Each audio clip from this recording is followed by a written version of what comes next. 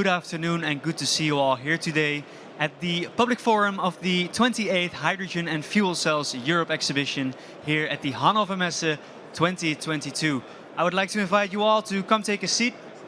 Actually, I think all the chairs are filled, so unfortunately that won't happen anytime soon, but remain in the back there. The drinks are in the house here, so if you do see a seat, be sure to grab it. Also, because we have an interesting topic to discuss here, we are going to be talking about hydrogen as the future of mobility. And I will be talking about this topic with someone from Advent Technologies, and that is the CEO and Executive Chairman of the board. Please give a warm applause to Dr. Vasilis Gregoriou.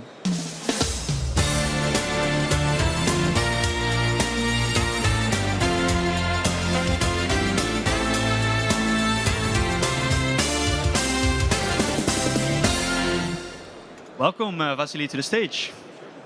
Thank you for being here. Thank you for having me. All right. So you guys have been here, you just told me, since 2017. What is it? 2007 already? First time, yes. Yeah, that's a long time. So most people, if you've been here before, you've probably seen the booth earlier. But for those who are not familiar with Advent Technologies, can you please tell us, what is it you guys do? Yeah, we have invented and commercialized a type of fuel cell. It's called the high temperature PEM fuel cell. And we've been in it for a long time, as you said, because it does take time to develop, from the lab all the way to the commercial level technology like that. Very happy about being there. In addition to fuel cells, we do electrolysis as well. US company. NASDAQ listed. We have operations mainly in Europe, Greece, Denmark, Germany, but also in the Philippines. So we aspire to be a global player. And right now, with all the, if you think the geopolitical new developments and the proliferation of hydrogen, green hydrogen for that matter, and hydrogen technologies, we believe you're going to hear more from us the next few years as well. I'm sure we will hear more from you, indeed.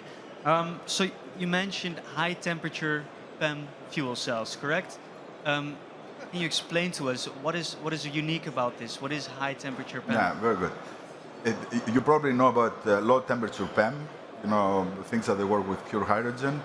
And there are a couple of other technologies, solid oxide. We're in the middle. We have elevated temperature. So why is that important? Because in addition to pure hydrogen, we can use other fuels, reform fuels, e-methanol, even natural gas in the beginning. So basically, we have a hydrogen fuel cell that they can take other fuels, which for us is very important because the same, if you will, machine can work with ultra-pure hydrogen, but with not so pure hydrogen, if you will. Plus, the fact that we're at a higher temperature, we have two other very good attributes. One is the temperature range. It works from minus 20 to plus 55. Plus, when we need, because we don't need it all the time, but when we need it, we have very good heat as well. So we have 45% electrical efficiency, and then we have another 45% heat. So it's a very efficient machine in the end. It certainly sounds like it. And you already mentioned multiple fuels. I saw that somewhere in your booth as well. Any fuel, anywhere, I think it said. Can you expand on that a little? Yeah, that's our motto. As I said, and that's the reason actually we founded the company. There was very good technology, in my opinion, even 15 years ago with low temperature PEM. Very good MEAs, very good stacks, therefore very good systems. What we was missing was the hydrogen. There was no real hydrogen infrastructure to speak about. So we felt that the technology we had developed at the time was a very good bridge to the future, which is the present, if you think. The very good thing also is that our new technology, which is based on a collaboration we have with Los Alamos National Laboratories, the Department of Energy, it allows us to work from 80 degrees to 240 degrees. So in a way, we bridge the gap that we didn't have before, with the low temperature. So I feel we offer a very, very flexible technology, and a technology we will take. It will be very important, not only the stationary applications that we have right now, but also in the mobility applications that we all want to have. And that's the topic of today's discussion as well. Yeah, indeed. So you already mentioned stationary applications, mobile applications. Uh, you have a product range that serves, multiple sectors for that matter. So what products do you have, and how do you serve Yeah, these different basically we have sectors? three products and two, very good prospects, if you will. Our marquee product is a stationary product, 5 kilowatt system. That it's actually a 5 kilowatt module. You can make it bigger. We can also go up to 100 kilowatts by putting a lot of them together. And that's mostly for backup, as we said, telecom backup, things like that. Where the grid is not that good, we come with a clean solution. Of course, we have a portable system as well. That it was actually our first product. That was bought by the military, the U.S. military at the beginning. Now some other NATO militaries. And as you can imagine, that's a completely different business because we do want to be mostly commercial, not in that sector. And the offspring of that was another product that we have for the Canadian winter for the oil well business. However, as we said, if we make this smaller and better, then we are talking seriously about mobility. And mobility, and I'm not talking only about a small car, because right now, the solutions for the small car. You have battery, all right, battery electric vehicles, and you also have some, hydrogen vehicles. However, where the fuel cell shines is in the bigger vehicles, because frankly, you cannot have a big vehicle that runs on batteries. We know that. We cannot have an 18-wheeler on batteries. I mean, if we were, we would have seen it, because the batteries are very heavy and they have two big problems: recharge time and range. So we come in and we say, okay, if you have a range extender, which is based on our technology, which is very potent, very light, then you can always charge the battery, and basically you solve the problem of the electric vehicle for heavy-duty vehicles, for trucks, buses, things that they require, more energy. Yeah, indeed. Um, you already briefly mentioned before your collaboration in the US with these national laboratories. And there are some other collaborations that you are working on. I believe there's also a European collaboration. Um, what Yeah, is I that mean, about? in the automotive, we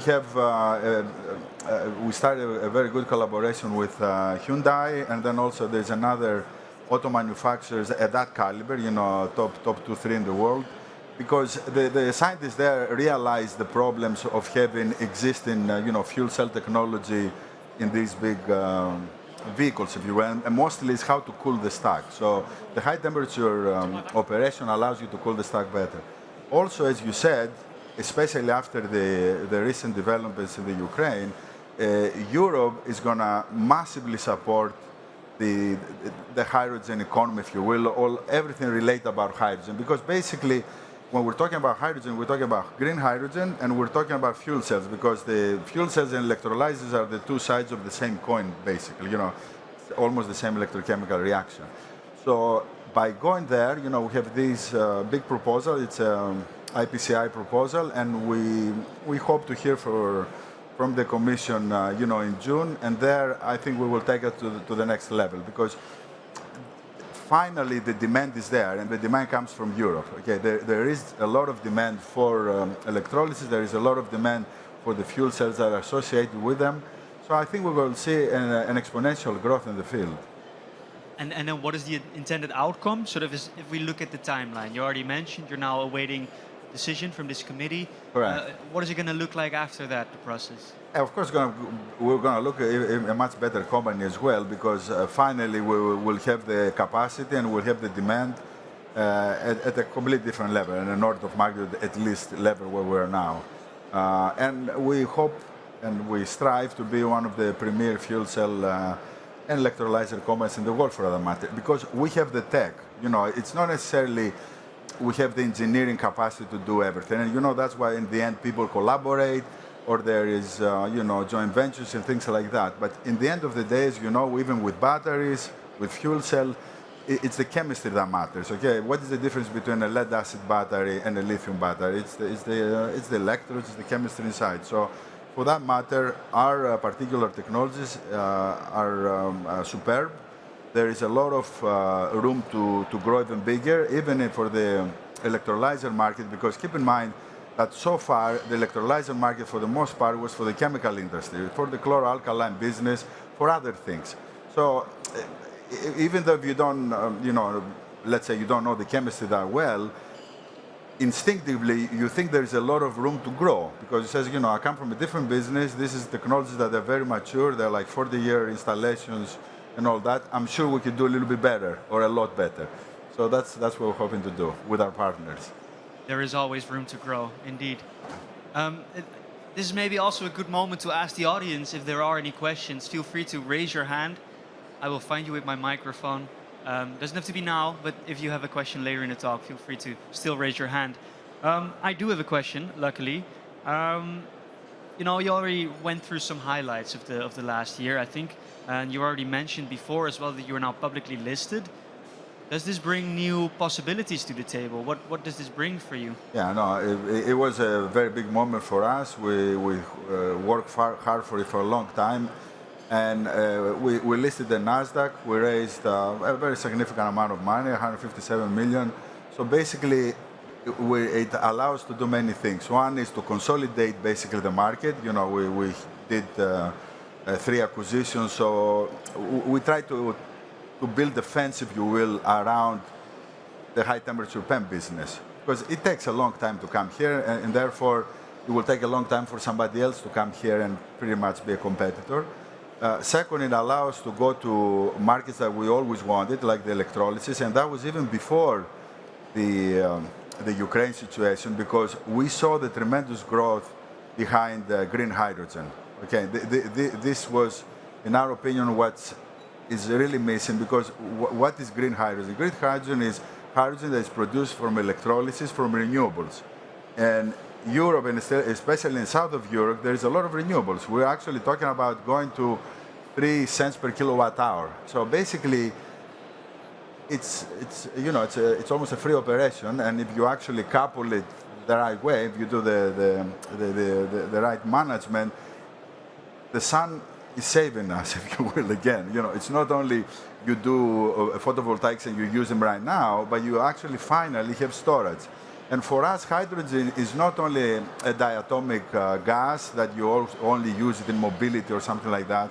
It's the precursor for a tremendous amount of chemical reactions in chemical industry, in the fertilizer industry, in everything. So in a way, you create another green ecosystem. And you create, because you have the sun, and the sun is going to be there forever. Therefore, all you need to do is build the capacity of these machines in the West right now, okay, because that's what we're talking about.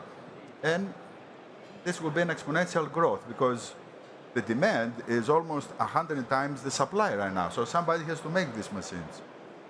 And that's what it drew us to the whole thing. All right, yeah, so many applications, and you already mentioned mobility in here as well. So I'd like to circle back to the topic here then, mobility. You are very experienced. I've read through your CV, a scientist, co-authored many papers, many positions in the clean energy sector. I don't know everything, that's another. No, sure. What but still, I know is that I think we can say you know what you're talking about. Listen, I think in the end, and sometimes we were contrarians all this time, because we weren't doing what was in vogue. Okay. However, if you look at from first principles, if you do the logical things, you will end up victorious in the end. Okay.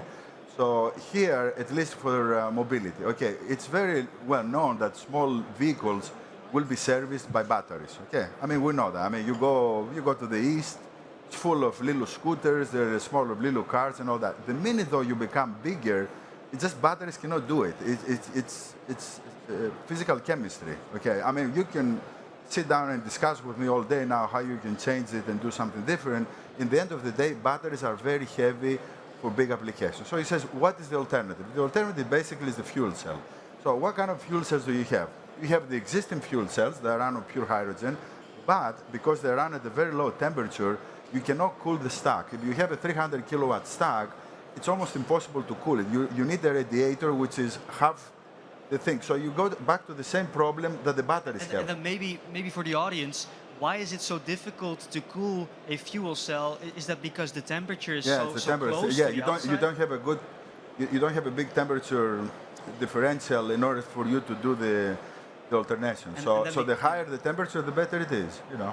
So because your fuel cells operate at a higher temperature, it's Exactly. easier to cool them. Correct. Okay. So you want to make a fuel cell that you sell, not a fuel cell or a fuel cell, let's say, truck that you only demonstrate. Because you can demonstrate here and everything's okay. But if you go to the California desert or the Arizona desert and you go to the cold, you want this thing to work, okay? I mean, you don't want to work only in a particular, geographical thing just to make a demo.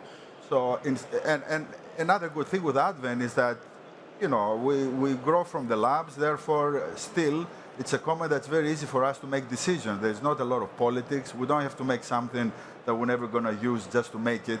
So if it doesn't work, we don't do it. So we say, okay, even though you think this is, new and controversial, in reality, this is the logical choice.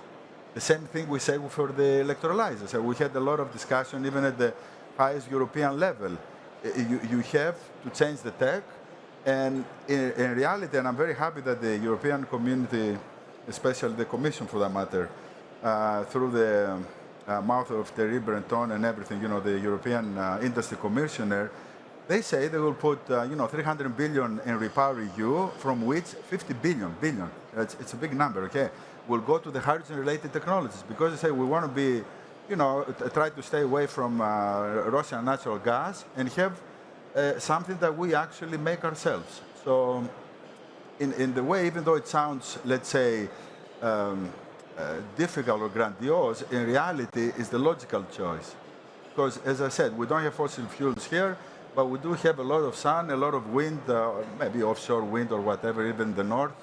But definitely in the south, we have a lot of renewables. Yeah, does that raise any questions from the audience? If not, then I am gonna ask one final question. Okay. You were here at the Hannovermesse, and then in the Hydrogen Fuel Cells Europe exhibition. Here we are. So what are you looking for here? What would be the ideal, the dream outcome of your visit here? I mean, first of all, we have the opportunity to see a lot of old friends because, as you can imagine, this is a long-term thing. There are not that many technologies. That's another thing. I think we saw it with the vaccines. Okay, you would think naively 100 pharmaceutical companies will have 100 vaccines. In reality, there are 3 technologies. The same thing with fuel cells. The same thing with electrolyzers. They're not 100 different technologies. There are like 3 or 4. Another good thing I think it has become, and I think the next years will become even more, a place for the suppliers to meet. And that's very good because under every technology, there are 50 sub-technologies that each one of them can make a big difference. All right. Who makes the membranes? Who makes the electrodes? Who makes the catalysts? Who makes bipolar plates, the end plates, this, the other? So all of this is here, and we're very happy to have interactions and a lot of discussions about our technology. All right. That was Advanced Technologies. I think the bottom line of this talk was that you guys make high-temperature PEM fuel cells that Right. open up a whole lot of new possibilities, especially for the mobility sector, I would say. Can I get a warm applause for the CEO and Executive Chairman of the Board, Dr. Vasilis Gregoriou? Thank you very much.